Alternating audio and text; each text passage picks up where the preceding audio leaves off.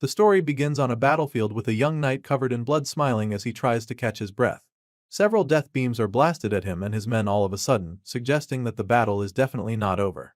The hero stands tall in the explosions, feeling proud that they even made it this far, but they're not done yet. If they can just beat this last force before them, they can win the war. Sadly, just as he's conceiving the thought, a powerful red beam of energy blasts right through him. This laser of death goes through him before he can even realize it, and as he slowly looks down with his bloodshot eyes, he sees the gaping hole in the middle of his trunk. He stares at the massive hole in his chest in disbelief as it burns away rapidly and then falls to his knees in an instant. At that moment, he finally comes to terms with what just happened and the reality dawns on him. It's a fatal blow and there's sadly no coming out of this one, so the hero falls flat on his face and surrenders to death just like his comrades, whose corpses are now scattered all over the battlefield. In his final moments, he lies in a huge pool of his own blood and realizes that his story will end with him not being able to do anything. Just thinking about it drains him even more, and as there's nothing he can do now, he just remains still, allowing his life to flash before his eyes. So, how did this promising young warrior end up in this tragic situation? Well, it all started one day when an unknown threat suddenly appeared in their world and destroyed an entire continent. The one responsible for this calamity became known as the Liquidator, the archenemy of mankind. This celestial world ender went on a rampage, and so a group of warriors was created to protect mankind. This team of heroes included a man named Brian Miller, who survived a giant meteorite without a scratch, and he became known as the world-protecting shield. The second member of this team of guardians was a great sage said to possess power equal to an entire division, and she was known as Bella Albright, the great sage. The team also included Jacob Bloomfield, the divine archer, who took down a high-level dragon in a single shot. But these weren't the only heroes assembled to protect the world, because the strongest swordsman to ever come into existence was also on their team. Her name was Amy White, and she was known as the Sword Saint for her power. From the little we know about these heroes, it's no wonder why they were considered humanity's best hope. But they weren't the only ones fighting against the Liquidator, because there was another group, known as the Support Unit, which our protagonists belonged to. As you can imagine, they were put in this second team because there wasn't really anything extraordinary about them, and sadly, they were merely sacrificial pawns. The protagonist, Gray Lee, a regular foot soldier, rapidly bleeds out in the middle of the rubble, but all he can think about in his last moments is how the superhuman defenders of humanity are truly on another level. He watches them in awe as they continue to wage war on the Liquidator. Gray Lee knew that the graduates of the World Union Academy were amazing even before now, but he never knew that the difference between him and the elite soldiers would be so large. Well, apparently, it is because the four of them are still in the fight while he's lying in the dirt with a few missing organs in his chest. The situation makes him wonder if it even matters whether the support unit was there or not. The team of heroes appear to be doing just fine without them, which enrages him even more. Gray Lee grinds his teeth in anger, recalling how he and his teammates equally trained very hard, only to end up as collateral damage. Tears run down his face as the thoughts flood his mind, but there's nothing he can do now. Meanwhile, the heroes continue their onslaught, and Amy White unleashes a myriad of attacks that eventually do some damage to the Liquidator. The Celestial Force is actually surprised that they managed to hurt him, and he doesn't take it very well. So, he figures that it's time to stop messing around with them, and with this in mind, he creates 2 power balls of energy from his wings and unleashes 2 devastating surges of energy that absolutely decimate the heroes in the blink of an eye. The Guardians are butchered by the Liquidator's overwhelming blast, and upon seeing this, Gray's eyes widen in horror and disbelief. He just witnessed the archenemy of humanity wipe out the defenders of the Earth with a single blow, so it's not an easy thing to process. Even worse, the Liquidator said that he'd been playing around until now, so in that moment, the protagonist is convinced that there's absolutely no way they can win this war. To be honest, that should have been pretty obvious when this overpowered angel of death made his debut on Earth by destroying a whole continent. Anyway, the MC continues to weep as he awaits his demise, but then all of a sudden, he realizes that he shouldn't even still be alive right now. It's been a while since his heart got pierced, and for some reason he's still alive, so he looks down at his reflection in the blood, and that's when he hears the voice. The voice claims that he's finally found him and then tells Gray to come forth and wield great power. All of a sudden, the MC finds himself standing in the middle of a strange place and begins to wonder what's going on. He figures that this might be the afterlife, but feels that it's a bit barren if that's the case. The wide-eyed soldier looks around a bit, and that's when he spots a strange hooded being sitting cross-legged on what appears to be a throne. Gray looks over at the celestial being, asking who he is, so the alien-like figure simply assures him that he is not dead. The being tells him that his body's physical wounds have already healed, which sounds really impossible since he saw the fatal wound in his chest very clearly. Either way, he asks the alien if he was the one that healed him, but the big guy doesn't take credit for it. Instead, he informs Gray that he was healed by his own power. Surely none of this makes any sense to the foot soldier, and sadly, this celestial creature can't explain it to him either. Apparently, this alien is also unable to properly analyze Gray Lee's true power. However, what he can tell the MC for sure is that his power is stronger than what the Liquidator possesses, but that's only if he can control it properly. At this point, I'd start looking for the hidden cameras around if I were him, because this all sounds like one big prank. But I'm not the MC, so back to the story. Gray asks the hooded being if this means that they have a shot at winning this war. Sadly, the alien admits that he doesn't know the answer to that question and that he wouldn't have high hopes either. However, he also believes that they ought to get rid of the Liquidator together. As soon as he says this, Gray isn't given a single second to process it before the black alien punches another hole right through him. After doing this, he tells Gray that he can now leave, promising to lend the MC the power he possesses to help him. At this point, we see the magic circle with a clock glowing brightly in front of Gray's chest, so it's pretty clear that our boy has just got a major upgrade in the power department. He wakes up on the battlefield right after his encounter with the strange alien and immediately gets back on his feet. Gray picks up his sword and is shocked when he sees that it's now completely surrounded with a strange power. The blade crackles with lightning, like energy, so he wonders what it is, and the voice reveals that it's his own power manifesting. As for the alien's power, it cannot be seen with the naked eye, so he explains this to Gray. Our boy is excited about this new power, especially since he literally just cheated death, and since the Liquidator is still around, he decides to test out his new abilities on the ruthless Angel of Death. The evil alien suddenly senses something coming at him, and by the time he turns around, Gray is already on him. Our boy attacks with a brutal slash of his menacing sword, and the Liquidator almost seems horrified by his presence. The evil alien can't believe what is going on because he didn't think there was any powerful opponent left. He can sense the power within our boy, so he knows how dangerous Gray is. This is confirmed when the hero lands a hit that does some real damage, and this boosts his confidence a lot, so he charges in for another swing and even starts to get cocky, feeling that he is stronger than the Liquidator. However, the World Ender quickly reminds Gray why he should not be underestimated. Just like he did with the Guardians of Earth earlier, the Liquidator uses a single slash to split Gray in two. It happens so fast that he doesn't even feel it immediately, and by the time our boy looks down, he's horrified to see that his legs are no longer connected to his torso. The Liquidator uses this killer blow on him, but also commends Gray for being able to force him to throw everything he's got. Apparently, the Liquidator thinks that slicing the MC in half will be enough to kill him, so he turns around, preparing to fly away. But then, in a shocking twist, the same energy that engulfed the sword earlier flows out and expands, covering Gray's entire body and enabling him to heal in a split second. Then, the sword increases incredibly until it's so massive that even the Liquidator is bewildered. The evil alien already knows that Gray is about to land a devastating blow, so he quickly creates a shield to protect him, as he's no longer even sure that this opponent is even human. Our boy gets fused with the energy like a host and a symbiote, and with a murderous glow in his eyes, he takes a terrifying swing at the Liquidator. The alien manages to block this attack using his shield, but it doesn't take long for Gray to overwhelm him and destroy it with a mind-bending beam of energy. The blast sends the Liquidator flying, and even though he doesn't have any expression on his face, you can tell that he's starting to get really afraid of our boy. And so, with the battle taking a drastic turn, Gray Lee unleashes another haymaker, admitting that he also isn't sure if he's human anymore. Despite Gray Lee's ferocious strike, when the dust clears, he finds that the Liquidator is still very much in the fight. He's perplexed by this and doesn't even get how the alien is still alive after taking such a hit. As such, he admits that the Liquidator's strength is truly something out of this world. Now the two powerhouses stand face to face against each other, and mankind's archenemy is still trying to catch his breath. Sure, he's still in the fight, but after seeing what Gray can do, he's not even sure how to attack. On the other hand, the newest hero from Earth is feeling pretty confident that he can win. So, he looks at the Liquidator dead in his alien eyes and vows to crush him over and over until he's dead.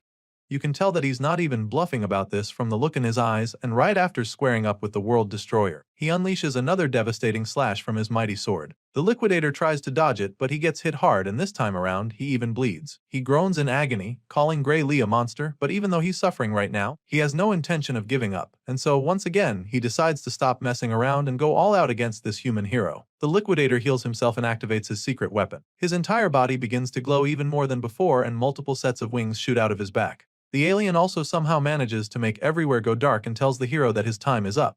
That's when Gray looks up in shock to see that the guy turned day into night. The World Ender continues to activate his killer move, and it's starting to look like the tables are about to turn again. However, Gray Lee is not deterred by the Liquidator's little magic trick, and so he charges at the enemy once again with his massive sword to end the fight for good. Shockingly, this time around, he's not able to penetrate the alien's shield despite pumping a lot of energy into his sword. His attack simply bounces off the barrier, leaving him pretty taken aback for a second. He's still trying to understand what's going on when the Liquidator explains it to him. The World Ender tells him that all his attacks are futile because within this plane of true dusk, nothing is capable of harming him. At this point, the liquidator is feeling invincible. He casually advises our boy to stop his useless resistance and take a look at the stars. Hearing this, our boy looks up at the sky in horror, and his pupils continue to dilate over and over as he stares at the bright light up there. The alien talks about how beautiful it is while Gray is just modified because he knows that the bright light isn't just for show. Sure enough, the powerful ray of death shoots down on him and a cataclysmic explosion follows immediately. After the blast, the dust and smoke slowly clear, revealing the gigantic crater in the ground. The hole is so big that you'd think an asteroid crashed there. Seeing this, the alien is convinced that the human warrior will not be able to revive himself this time around because he is most likely pulverized to dust already. That's what he thought though, but he quickly realized how wrong he was. All of a sudden, bolts of lightning start to appear in front of the crater. The energy rapidly builds up, leaving the liquidator bewildered once again. He stares at the ball of energy as it enlarges and then, some kind of magic shield with a clock-like appearance pops up right in front of the alien. Upon seeing this, the liquidator instantly recognizes it and then, the same voice that called out to Gray before, speaks up. The voice is impressed by the great amount of power that the liquidator has gathered and suggests that it should be enough to take him back. At this point, a wave of horror washes over the alien invader because this voice belongs to the one called Kronos. The liquidator refuses to believe it, and that's when the black celestial being calls upon Gray Lee. He calls upon the hero, who wields great power and decides to use all of his power to send our boy back to the past. Of course, the liquidator is furious when he hears this because he knows that it's all part of Kronos' master plan to destroy him. He curses at the black alien for saving Gray, but of course, that doesn't really do anything. Kronos then fulfills his promise by turning back the hands of time, claiming that this is all he can do for the human hero. By sending Gray back to the past, Kronos basically entrusts the gate of the human world to him. Everything fades out afterward, and after it all turns white, our hero suddenly wakes up in the middle of a field. As soon as he opens his eyes, he takes a look around, wondering where he is. That's when he spots the small village down the hill in the distance, and is even more stunned because it just so happens that it's his hometown, Renato Village. Gray is extremely perplexed by this since it doesn't make any sense. The last time he checked, his village had been destroyed for 15 years, so he knows that it shouldn't be here. But then again, in his confusion, he recalls what Kronos said to him on the battlefield. He remembers that the black alien god promised to send him back in time, so after putting all the pieces of the puzzle together, Gray realizes that he's actually in the past. His thoughts are suddenly interrupted when he feels a sharp sting in his hand. He takes a look at his bandaged forearm and immediately remembers having this injury. The wound is from the time when he was being picked on by someone named Belder and a few other bullies. Gray starts trembling in fear at the thought of those bullies. He remembers how badly they beat him up, and he's not ready to go through that again. Unfortunately, he also remembers how strong they were, so he's afraid that he won't be able to beat them. Our boy has been so traumatized by his bullies that just thinking about it sends him into a panic attack. He closes his eyes and eventually calms himself down. From the look of things, it appears that he never even left the village, so he concludes that defeating the liquidator was probably just a dream. With this in mind, he accepts his fate and makes his way back to the village. He doesn't want to get hurt by the bullies, so he decides to come up with a plan for them when he's feeling stronger. Unfortunately, on the way back home, he runs into the very same bullies in the bush path. He can't believe how bad his luck is, so he just stares at them with a blank expression on his face. We're finally introduced to the leader of the gang, Belder. He claims that they've actually been looking for our boy and complains about how Gray made him go through a lot of trouble to find him. At this point, the MC is probably wishing he could just disappear or teleport elsewhere, but sadly that's not happening. Belder suddenly tosses a sword at his feet and tells Gray to pick it up. Our boy is still in a daze as he's trying to understand what's really happening here, so Belder warns him not to act dumb. And so, he bluntly tells the MC that he wants to have a mock battle, but Gray still doesn't pick up the sword. Instead, he politely declines the invitation, explaining that his injury hasn't fully healed yet. He then thanks the bullies for the offer and tells them he's not joining them till his wounds heal. Of course, these goons aren't the kind to take no for an answer. Belder insists that they have the mock battle, assuring him that it's safe since the blade is blunt. They start moving closer to him like a pack of wolves around injured prey, but Gray refuses to pick the sword. He insists that a blade is still a big chunk of iron no matter how blunt it is, and that it can still be very dangerous, but Belder finally runs out of patience. The bully gets fed up and tells Gray to shut up, claiming that he has no right to say no to him. He makes this clear to our boy and then tells him that he's free to fight without a weapon if he doesn't like swords.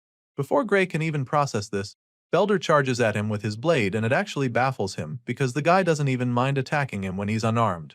What the hell happened to this being a mock battle? It's pretty clear now that there's no running from this, so Gray decides that it's time to get his head in the game. Before he was sent back, a former military doctor gave him a piece of advice. It turns out that the reason for Gray's lack of improvement in his swordsmanship was due to an injury he sustained as a child. Thinking about it now, the MC realizes that this might actually be where his life as a loser began. Belder speeds toward him like a runaway train, and just as he's about to land the hit, our boy somehow manages to dodge it by reflex. He's even shocked that he managed to evade a hit and begins to wonder if Belder's strikes were always this slow. Enraged by the first miss, Belder goes on for another swing, only for Gray to dodge it yet again. After avoiding getting hit for the third time in a row, our boy finally realizes that Belder isn't slow. The bully also starts getting frustrated by the fact that he can't even land a single hit, so he curses at Gray in annoyance. Unfortunately, his anger can't even help him now because he just misses yet again, and so our boy realizes that he's actually the one who's gotten faster. The other bullies are stunned when they see how fast the guy is all of a sudden. It's as if he's a completely different person now, so they all watch in amazement as he makes a fool out of Belder. After dodging everything the guy threw at him, our boy finally decides to pick up the sword. He may not have his old body anymore, but he still has the memories of the battles he has fought. Gray bends down to pick the sword and Belder takes the chance to charge at him from behind. Unfortunately for him, Gray casually deflects him with a single swing of his own sword. He sends the bully flying with this strike, and he's even surprised that one nonchalant strike was enough to throw his almighty bully off his feet. Right now, the guy is starting to look a lot like an amateur, so he's starting to think it wouldn't be fair for him to fight him. But then again, he remembers everything that Belder's gang put him through, so he decides that the ringleader doesn't even deserve his pity. After all, it's these same pieces of trash who tormented him because he couldn't fight. Thankfully, that's not the case anymore, so he's more than happy to flex his new skills. He uses another effortless swing to disarm Belder, and after seeing how easily the sword left his hand, he realizes that the bully is actually worse than an amateur. Gray suggests that Belder hasn't been trained on how to receive a blow from a sword. This doesn't matter though. After all, these bullies were the same ones who taught him it's totally safe to beat someone with a sword as long as its blade has been dulled. And so our boy takes a big swing of the so-called blunt sword, and it still somehow manages to cut Belder's body open.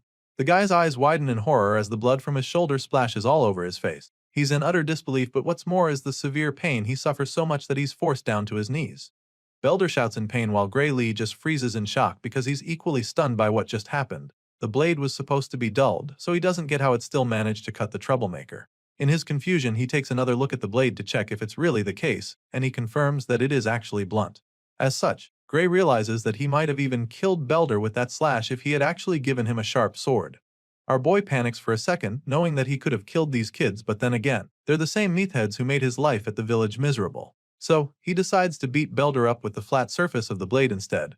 This way, he can keep the sword blunt while getting his revenge. He whacks the bully in the face with it, sending him to the ground once again. Belder is now terrified, so our boy hovers over him, wondering why he's screaming so much. He asks the gang leader what's wrong and reminds him that he's the one who said the blunt sword is safe. At this point, Belder just sits there, covering his bleeding nose as Gray walks over to him slowly. The terrified bully looks to the side and sees his goons just standing there, so he snaps at them, ordering that they attack our boy. It's quite funny that Belder would even think that his minions can beat Gray after the same guy just wiped the floor with him. As you can imagine, they're reluctant to even go near him, seeing how strong he's gotten all of a sudden, but they eventually agree to go at him together, thinking they can overpower him this way. The troublemakers charge at our boy at the same time, and Gray just feels sorry for them. He's surprised that they're dumb enough to come at him for another round after what he just did to their leader, but of course, he has no choice but to beat them up too. Belder furiously orders them to kill our boy, as they attack him from all alongs, and this just pisses the MC off. He was going to overlook their misbehavior this time around, but since they clearly all want a taste of his new skills, he decides to show them what he can do. A few moments later, Belder and his goons are all on their knees with swollen faces. They've been so badly beaten that there's steam coming off their bodies and looking at them now. Gray is baffled that these are the same guys he's been so scared of. He remembers that these guys are the ones from the Saria swordsmanship dojo, so he asks to confirm if that's the case, and Belder explains that he's kinda correct. Apparently, they felt like they had gotten strong enough, so they haven't been going to the dojo lately. It's pretty baffling for Gray when he hears them say this, because he can't believe that their current level can be considered strong enough.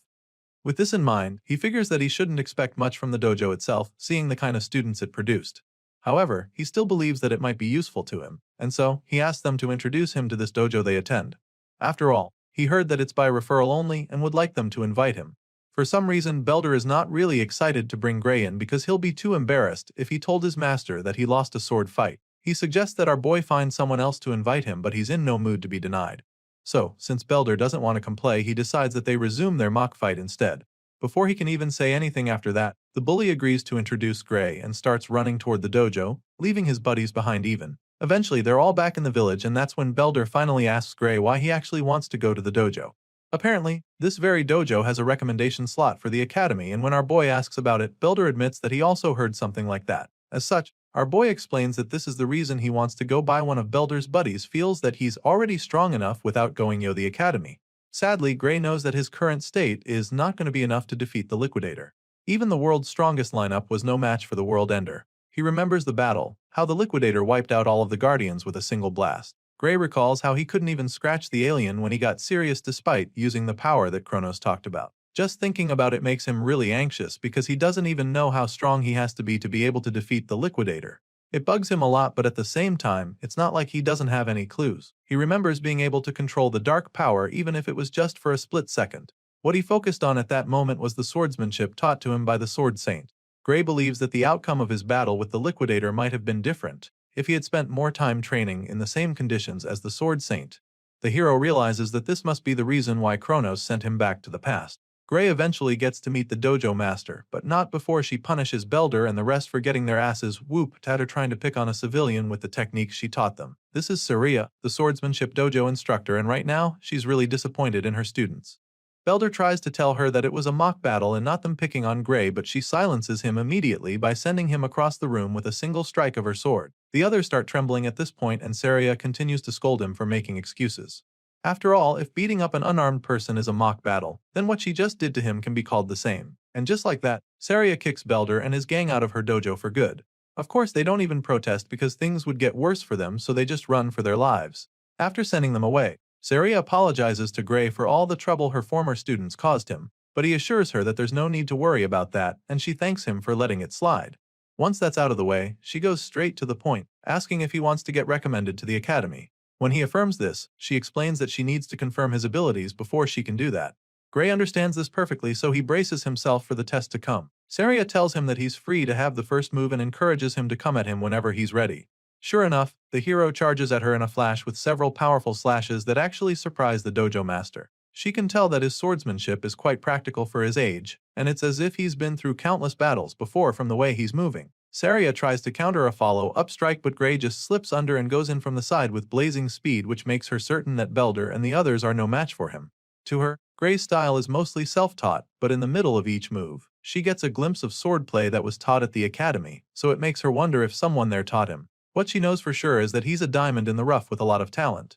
After a short but intense defending, Sarah decides that it's time to wrap things up, so she charges at him, hoping to overpower him with ease, but he deflects her strike, leaving her quite shocked. She finds it strange that he was able to counter her like that because she expected him to falter eventually. Unfortunately for her, that's not the case because Gray Lee is matching her every move. She just wanted to test his skills a little, but now, she's found herself fighting with everything she's got. Even worse, she realizes that she's actually so afraid of this kid right now. There's a terrifying glint in his eyes all of a sudden, and Saria doesn't know how to handle the overwhelming feeling she's having all of a sudden. Gray taps into that dark energy for a second, which allows him to force the dojo master back for the first time. Meanwhile, Saria refuses to back down. She thought she sensed something ominous just now, but she can't see it anymore, so she concludes that the kid just took a really wild swing to scare her. With this renewed confidence, she goes in for another round to end the sparring session for good. Just when she thinks she's about to land a hit, she's shocked to see that her sword has been slashed. Saria stares at the broken sword in horror and disbelief. The other half is lying on the other side of the dojo, and even our boy is overwhelmed by what just happened. What he just felt is the same sensation as back then on the battlefield when he can feel the dark energy coursing through him, and he's shocked because he didn't think that he has that power even now. While he's still trying to figure it out, she feels the dark energy overwhelm him all of a sudden. The sting is so painful that he falls to his knees like he just had a heart attack, and even Saria starts to get worried about him. With a worried look on her face, she asks him if he's alright, but he can't even answer since he's still fighting for his life. Apparently, his body failed to keep up with the dark power he exerted just now, and so now he's trying to recover. After a few seconds, the pain subsides and he's able to get back on his feet, so he tells her that he's okay. He could barely stand a few moments ago, so after that experience, he realizes that he shouldn't use this power carelessly. Unfamiliar with this situation, Gray wonders if it would be a good idea to tell Saria about his power. But after seeing the puzzled and judgmental look on her face, he decides that it's best not to bother. Even if he told her, she probably won't believe, and it's not like he can control the power to prove what he's saying, so there's no point telling her. With this in mind, he forces a nervous laugh and claims that he just got carried away, which leaves the dojo instructor speechless and baffled by him. Right now, she's still trying to wrap her head around how this kid managed to cut her sword with a dull wooden sword. It's logically impossible, and she doesn't even think he knows what a big deal it actually is. Just then, Saria starts staring at him suspiciously, and when he notices, he nervously asks if there's something wrong. She can tell that he's hiding something and doesn't want to talk about the wooden sword he cut in two in one blow, so she lets it slide and changes the topic back the academy recommendation he asked for. Gray confirms this once more, claiming that he hears she could give him one. In response, Saria admits that she actually could give him a recommendation to the kingdom's finest educational institution, the Royal Academy of Swordsmanship. However, she tells him that she cannot recommend that he go there. Her next statement comes like a blow below the belt to our boy as she tells him that he's not suited for that place. Gray starts beating himself up for it the moment she says this, thinking about how he always knew he wasn't strong enough yet. After all, he could hardly do anything against her except in that last moment, so he's not surprised that she's not impressed enough. He's still feeling sorry for himself when she completes her statement, informing him that the place he should aim for is the World Union Academy, and his eyes almost pop out of their sockets when he hears this twist. Apparently, Saria doesn't want him going to the kingdom's finest institute, because she believes that he belongs in the world's finest institution. Our boy is blown away just thinking about that place because it's the same institution where the Sword Saint and the other heroes came from. He never imagined that someone like him could even get accepted there, and Saria assures him that it's not impossible. However, his body is nowhere near fit enough to be a swordsman, and so it's going to be a stretch right now. In the Royal Academy, she feels that he'll be able to take it with his skills, but it just won't cut it in the World Union Academy. And so, she's really perplexed by the young man in front of her, because she doesn't get how on earth someone can acquire such skills with a feeble body like his. Gray Lee knows that she's right. Everybody from that academy is a genuine monster, so with a body like this, he doesn't even stand a chance of competing with them. Saria doesn't hear what he's thinking, but from the look on his face, she can tell that he's already feeling defeated. So, she asks him why he's giving up when there are still 9 months until the entrance exam. It means he's got a shot, but he also feels that 9 months is not enough, and the dojo instructor agrees with him. It's actually not enough, but she encourages him to trust her. Clearly, Saria wants to take him as her student for the next 9 months, but she also needs to know if he's ready to suffer for that long. Obviously, he doesn't want to suffer. I mean, no one does, but he knows that he needs to, so he makes up his mind and asks Saria to take him in for the next 9 months. The dojo instructor is excited to hear him say this, claiming that it's a great answer. But the happy look is quickly replaced by a terrifying grin that scares Gray, and that's when she decides that it's time to begin his hell. Our boy's intense training begins from day one, and after pushing his physical abilities to the limit, Saria pumps him full of proteins. She makes him train even when he's not in the mood and forces him to eat whether he likes it or not. This becomes his life from the day he stepped into the dojo for the first time, and 8 months later, Gray Lee's physical appearance is completely transformed. All of his muscles are finally defined with pronounced chest and arms, popping deltoids and chiseled abs. His 8 months of hell really pays off, and Saria is delighted to say that he's grown a lot more muscular. He's so ripped now that she doesn't even think she has anything to teach him anymore. And so, she encourages him to go out there with confidence. Gray is glad to hear that she's proud of him and the progress they've made, but he doesn't get why she's sending him out now when there's still a month until the exam. So, she explains to him how difficult it can be to take an exam in a place he's not used to, which is why she feels that it's best to get there early. While he's still trying to wrap his head around it, she hands him a bag of coins, claiming that it's enough money of the trip and a month's worth of food. Gray is reluctant to take the money from her, feeling that going a month before the exam is too soon. It's almost as if she's trying to chase him out of the village all of a sudden, and when he says this, she just laughs, feeling that he's overthinking it. Our boy heard rumors of an ogre's nest that was recently found near the village, and he's aware that there are hardly any guards in the village. At this point, Saria nervously admits that she heard about that too, but she assures him that it has nothing to do with them.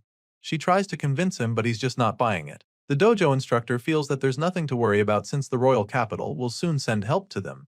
That being said, she encourages Gray to head to the exam without any worries. Our boy keeps staring at her with a blank expression on his face even after she says all of this because he doesn't believe her. He already knows that no help will ever come to this village because he's seen the future. He's literally lived it. Gray knows that his master will lose her life right before the village is destroyed. Apparently, they said she was killed when she went to kill the ogre by herself, so he knows how everything is going to play out if he doesn't do anything about it.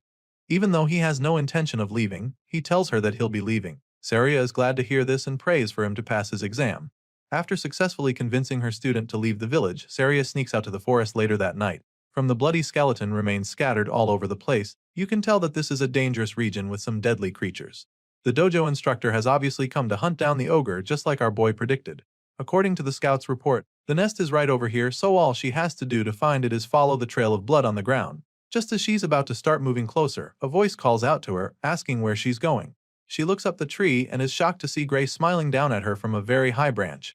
She's dumbfounded when she sees him, and the smirk is immediately plastered on his face because he just caught her right in the act. She asks him why he's even here because as far as she's concerned, he should already be on his way to the academy by now. And before she can even try to scold him, he jumps down from the tree and stops her right there.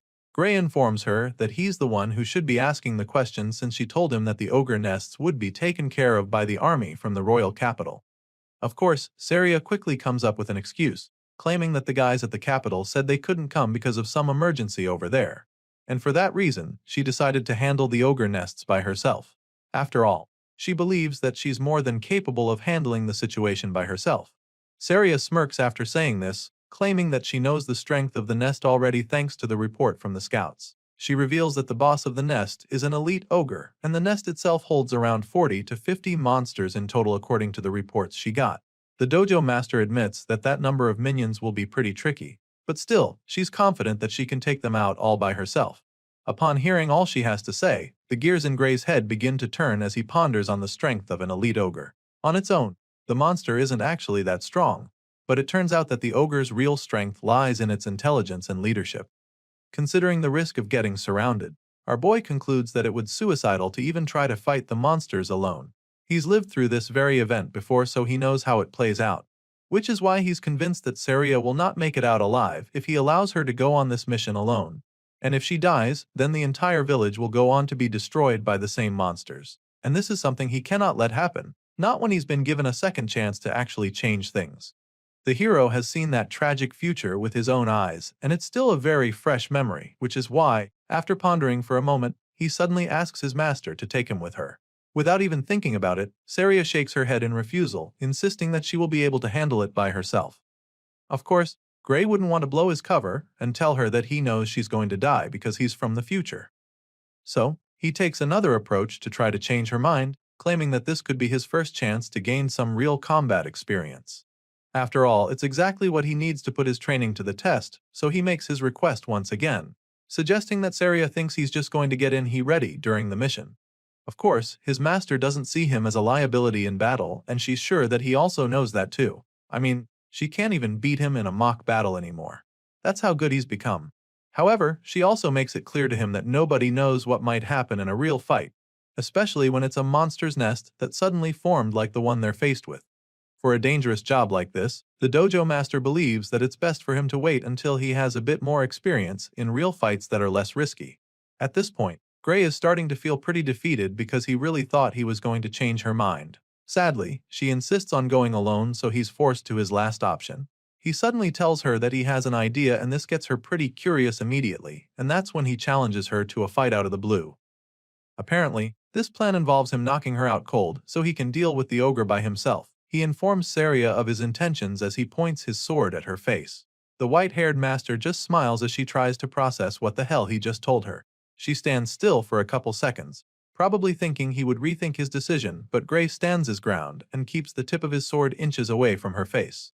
At this point, it's pretty clear that she can't get him to go away, and she doesn't actually want to fight him, so she just shuts her eyes and surrenders. Saria agrees to take him along but makes him promise her that he'll come back alive no matter what. Upon hearing these words, our boy finally lowers his blade and then assures her that he definitely plans to come back from this mission. So he makes Saria promise him the same thing, pleading with her to not die in the ogre's nest, and of course, she's very confident that it's not going to happen. Once on the same page, the master and student follow the trail of blood leading to the ogre's nest and officially begin the hunt. Soon, they arrive close to a valley, and from afar, they notice that the terrain leaves no room for escape. If they go in, they can easily get trapped and slaughtered, but Saria is more concerned about the monsters in there. She claims that the minions have a lot of confidence building their best in this kind of location, so Gray quickly reminds her that they won't be able to escape either. He senses that his master might be getting a little cocky, so he also points out the fact that they're up against intelligent monsters and not just dumb beasts. As such, he suggests that it's better to be more cautious with their approach, and Saria agrees with him. The two hide behind a big rock and quietly scan the tent from afar. After looking around for a bit, they still can't pick out the boss anywhere, so Saria suggests that it's probably in one of the tents. As far as she's concerned, that's a good thing, because at least they can quickly take out some of the minions and reduce the number before the boss comes out. With this in mind, she tells Gray to take out the enemies on one side while she attacks from the other side. At the moment, the monsters still have no idea that they're about to be ambushed, so they're still going about their business.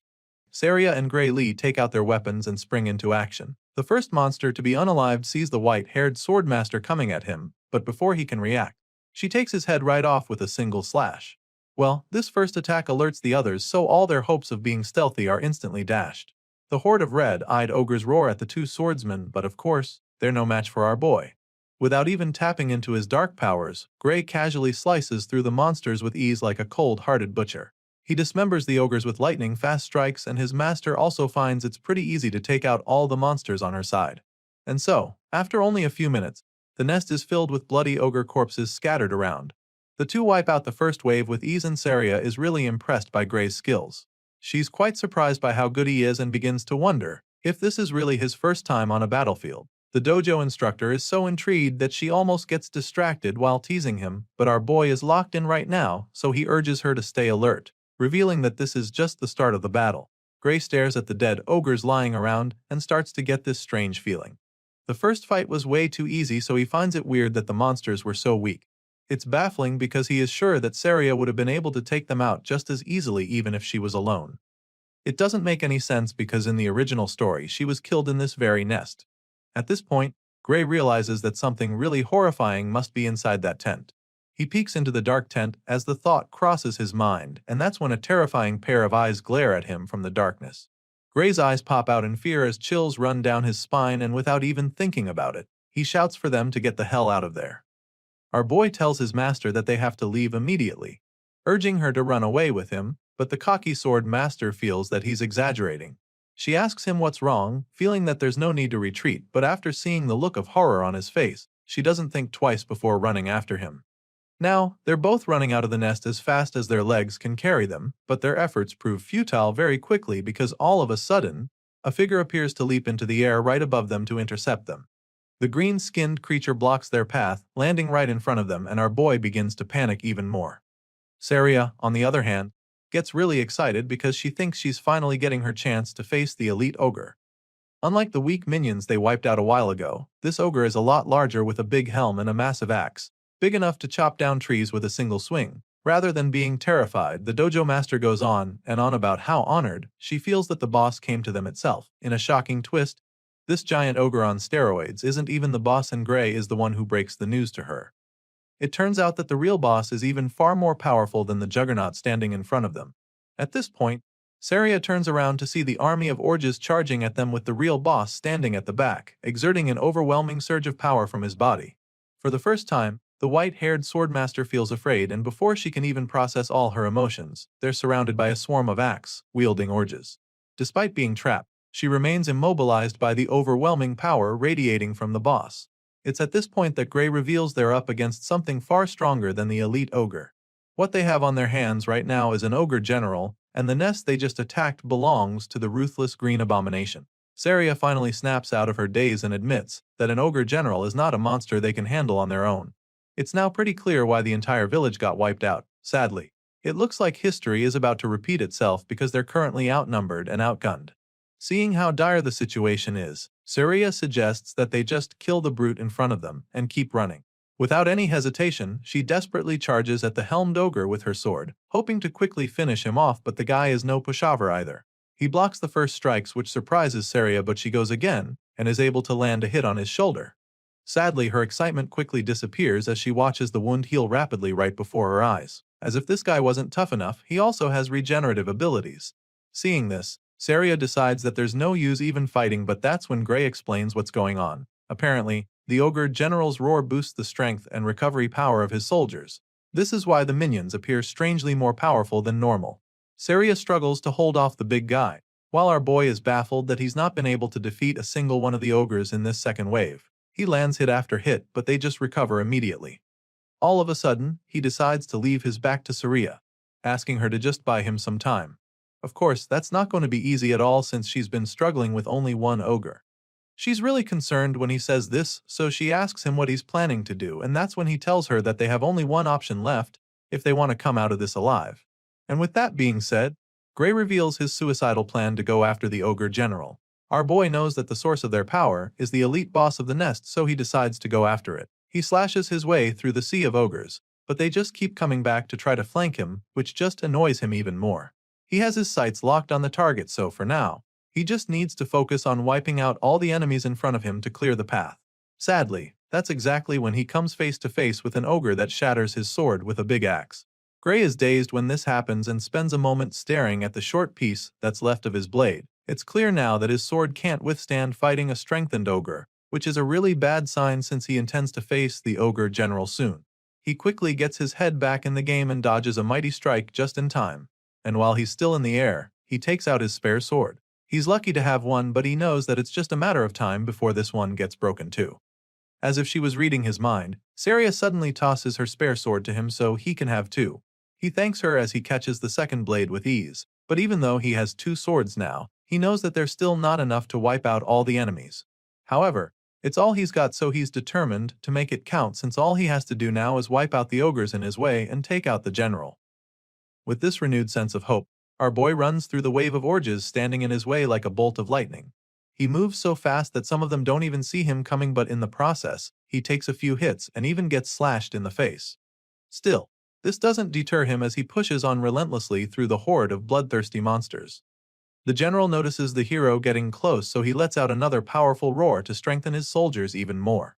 This is a twist that our boy didn't see coming at all, because he didn't even think these ogres could get any stronger. Sadly, they're mutated in a flash and the fight becomes several times more difficult. He's no longer able to push through, and at this rate, it's only a matter of time before he and his swords are crushed. Gray realizes that the general saw right through his plan, which makes him admit that the boss is truly very intelligent. It's obvious now that the boss's high intellect isn't just for show. Our boy continues to struggle in the fight, and he almost gets squashed but quickly gets out of the way and regains his footing. He creates some distance between himself and the monsters and decides to change his approach.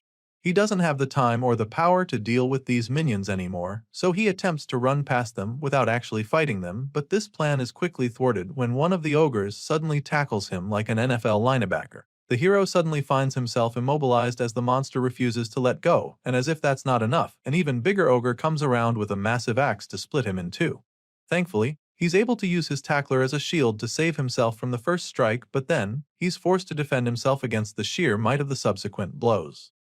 Gray uses his sword to block the attacks. Before he can even think of his next move, the beast follows up with another devastating blow that sends him flying. This time around, he takes a direct hit that leaves him coughing out blood, and by the time he looks at his hand, all he finds is another broken sword. Our boy is now down to his last sword, which is a very bad position for him. He's badly injured and exhausted, but still has to take on the horde along with the overpowered general pumping them with fresh energy every 5 minutes. Gray struggles to get back on his feet to face the ogres now charging at him, but the gears in his head are now turning even faster, because he needs to come up with a plan to save himself. From the experience he gathered as a foot soldier, he knows for sure that he can't win this fight, and since that's the case, he decides to sacrifice himself.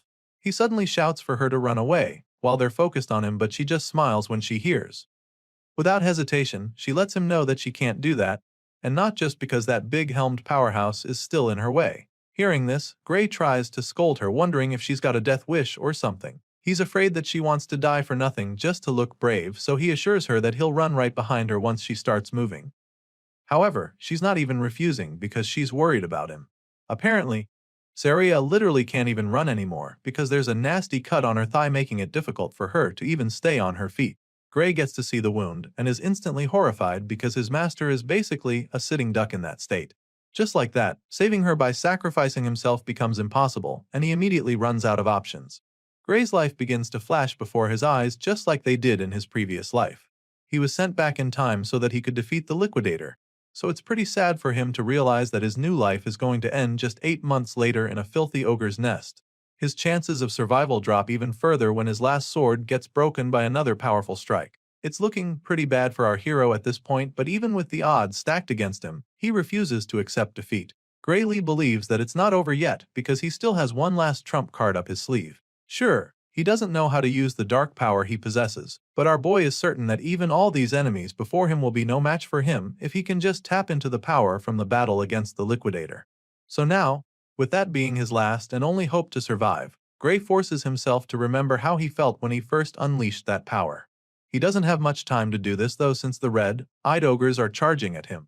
Our hero closes his eyes to focus so he can remember the sensation from that time, and while doing this, he points his broken sword at the enemies, hopeful that the dark power would transform it into a deadly weapon in no time. Sure enough, our boy manages to activate the power in the nick of time. Just when he's about to be smashed by the monsters, his broken sword comes to life with the dark power, allowing him to destroy the ogres before him permanently. Saria is very shocked when she sees this, and she's already pretty worried, but before she can freak out, Gray turns to her with half of his face consumed by the dark energy. And then, he smiles at her, assuring her that everything is alright. Our boy's not kidding, and we're able to see why he just said that.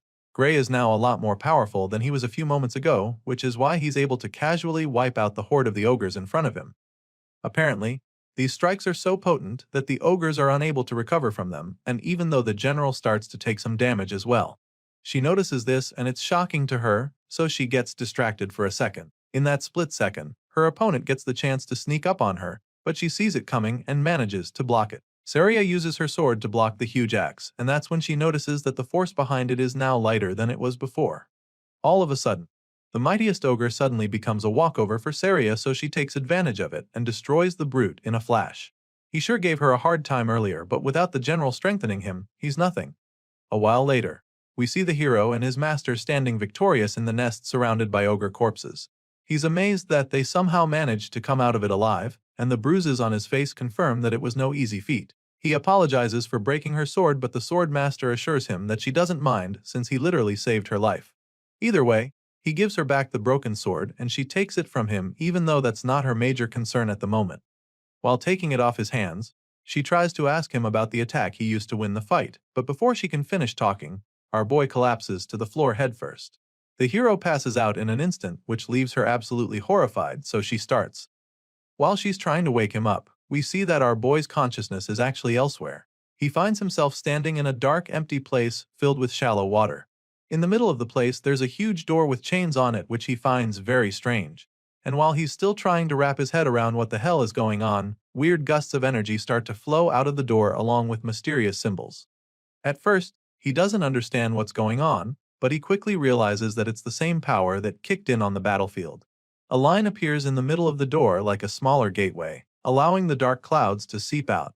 This makes Gray wonder if opening the door will allow him to get that power. Of course, there's only one way to find out, so makes up his mind and starts marching toward the door. He gets closer, and after only a few steps, he feels an overwhelming and ominous force pull him back.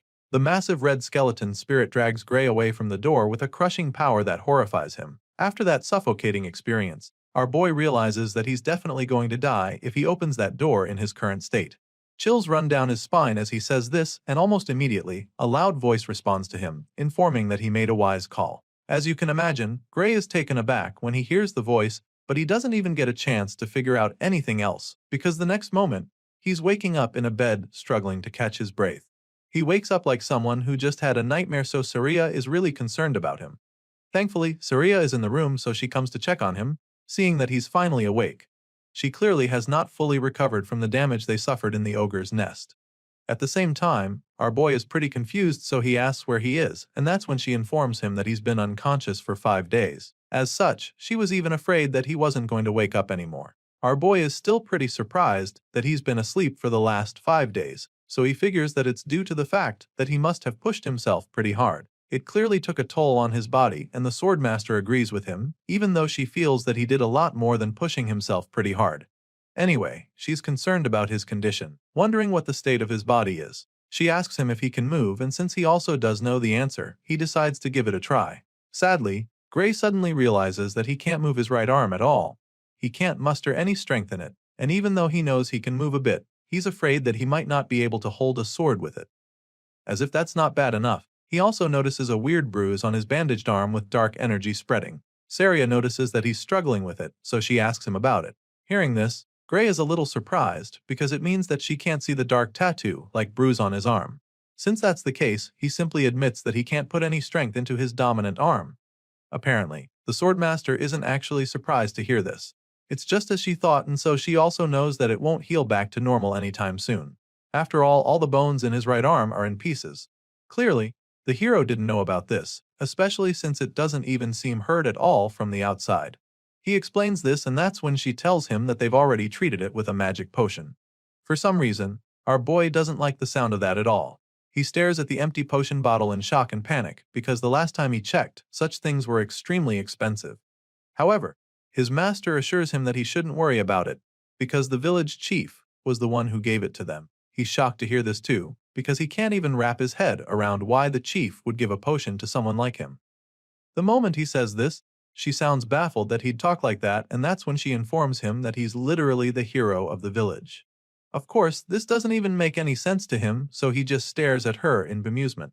He's still processing what she just said when someone bursts into the room, asking for him. He recognizes the loud voice, so he immediately jolts up from the bed to greet the village chief. He nervously tries to start thanking the man for the magic potion, but the chief cuts him off, stating that they're the ones who should be thanking him. He helped them kill a freaking ogre general, the same monster that couldn't be scratched even after rally the forces from the surrounding town gathered to fight it.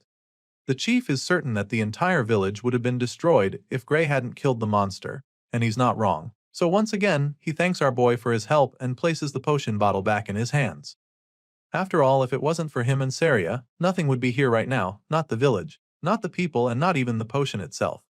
The hero tries to be all modest about it, suggesting that the chief is exaggerating, but the man claims that he all knows he's just stating things as they are. Upon hearing these words and after seeing the look in the man's eyes, Gray realizes that the chief is probably right. In the world before he was sent back in time, this village was supposed to have been destroyed by the ogre's attack. So, indeed, if it wasn't for him, they wouldn't be standing here right now. Seeing how puzzled Gray looks, the chief offers to explain in great detail to him what he's done if he still doesn't realize its significance. Moving on from that, he asks our boy if he's really going to take the entrance exam at the World Union Academy. It turns out that our boy had forgotten all about the one thing that made him train hard for the past 8 months. So, when the chief brings it up, it's like a dagger to the heart because he realizes how much he's messed things up. He went after the ogres just over a week to the entrance exam, and he's been asleep for the past 5 days in this infirmary, which means that he only has 2 days left till the main exam. Getting to the World Union Academy alone takes 3 days on foot, so walking there is no longer even an option. He could get there in a day on horse, but he doesn't have that kind of money, and so he summons the courage to ask the chief to lend him a horse for his trip. Surprisingly, the man already knew he'd make this request, which is why he had already prepared the best horse in the whole village for Gray in advance. The chief believes that our boy should be able to get to the academy in no time with the legs on that horse. While the man is busy bragging about his pet, Saria tells the hero that they would have carried him to the exam in his sleep, even if he hadn't woken up today. After a while, our boy gathers enough strength to stand, so he walks to the door, and as soon as he goes outside, he's greeted with a huge crowd of villagers thanking him and wishing him success in his exams. They're all grateful to him for saving the village, and while most of them are holding up posters, one guy walks up to him with a sack as a gift.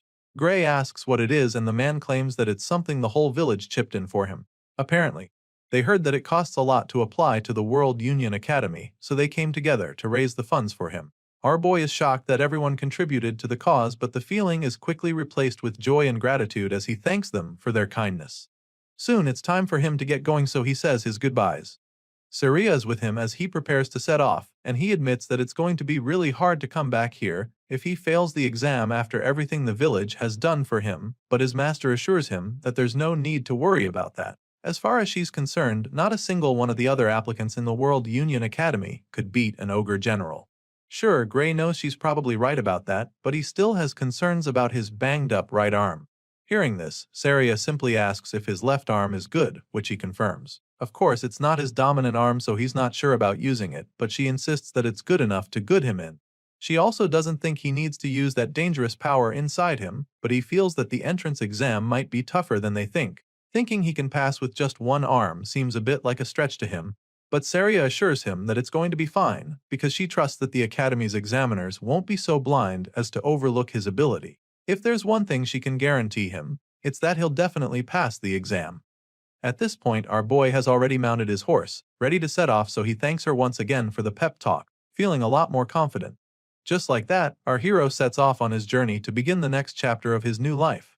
In the previous world, this village was destroyed, but he knows that the enemy of mankind still exists here. However, he also knows that this world is no longer the same as the old one, because the future can be changed with this power that he now possesses. Soon, our boy arrives at the capital, and the first thing he does is thank the beautiful horse that got him there. He's only been in the city for a short while, but he can already spot the amazing structure that is the World Union Academy. Despite how expensive it is to apply here, the place is absolutely swarming with potential applications. There's a sea of people gathered in the World Union Academy, and every single one of them dreams to become a hero. Over the speaker, they're informed that the distribution of exam tickets will begin shortly.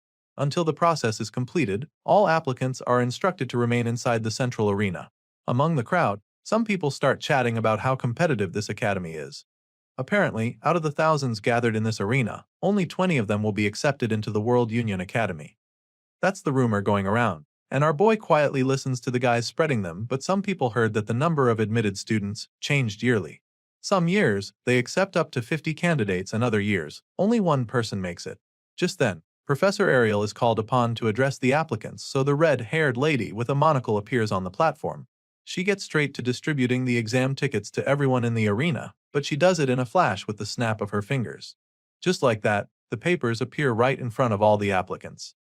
Like everyone else there, our boy is pretty impressed when the ticket appears right in front of him from a flash of flames.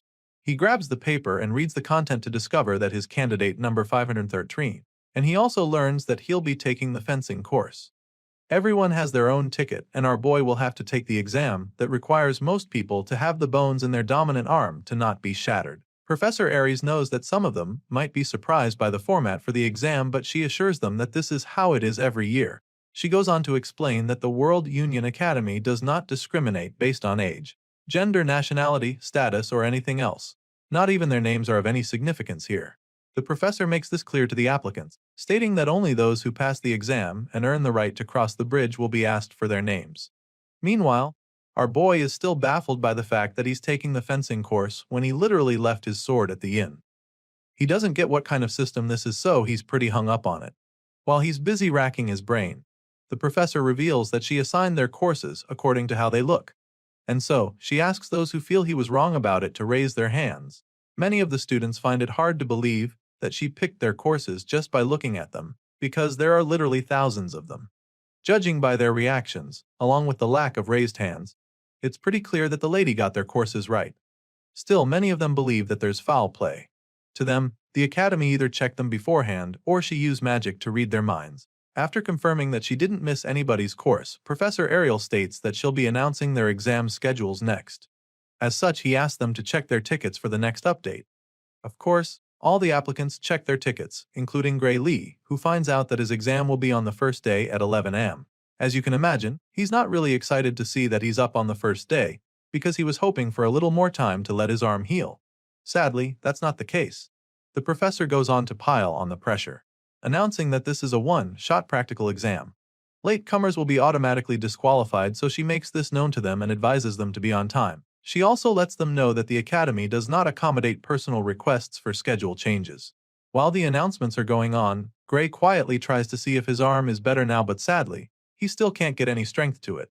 So now, all he can do is pray that it heals by morning, even if it's only a little, because otherwise he'll have no choice but to fight with his left arm.